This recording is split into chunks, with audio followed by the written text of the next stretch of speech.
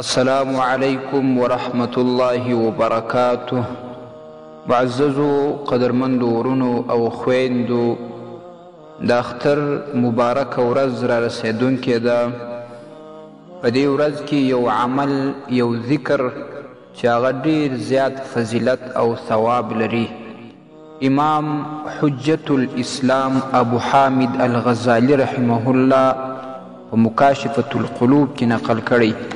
هغه وایي حدیث کې راځي: من قال سبحان الله وبحمده یوم العید 300 مره، کم څوک چې د اختر په ورځ باندې 300 واره سبحان الله وبحمده ووایي، واهداها لاموات المسلمین، او د دې ثواب هدیه کې، تحفه کې، ډالۍ کې ومړو د مسلمانانو ته، دخل فی کل قبر 1000 نور، الله رب العزال با و هر قبر ته 1000 نور داخل کی.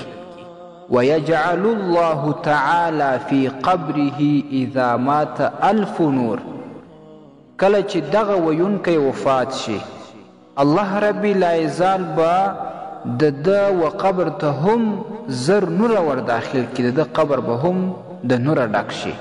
دا څومره اسانه عمل دی او څومره عظیم فضیلت دی.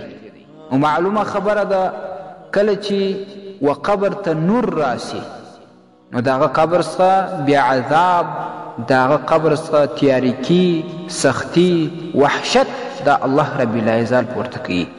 مسلمانانو راځي په خپل ژوند کې د داسې موقعو څخه، د داسې وختونو څخه ګټه پورته کو چې په خپل ژوند کې داسې اعمال وکړو چې د قبر تیاریکی، د قبر عذاب ورباندې ختم شي. الله زموږ او ستاسې قبرونه د نوره ډک کړي، او چې د دې ثواب و خپلو مړو ته ور وبخښو، الله به د هغې ارواح هم ورباندې خوشحاله کړي، د هغې قبرونه به هم منور شي. نو دا یو اسان عمل دی، د اختر په ورځ باندې کیږي. مسلمان باید دا عمل وکړي. او همداشان دا حدیث علامه عبدالحمید ابن محمد المکی رحمه الله په کنز النجاح والسرور کې هم نقل کړی. او داشان امام عبدالرحمن الصفوری رحمه الله په نزهة المجالس کې هم نقل کړی. الله تعالی دې مونږ او تاسو ته د عمل توفیق راکړي، او دا توفیق در راته نصیب کړي چې تر بله مسلمانه هم دا د فایدې خبره ورسوو.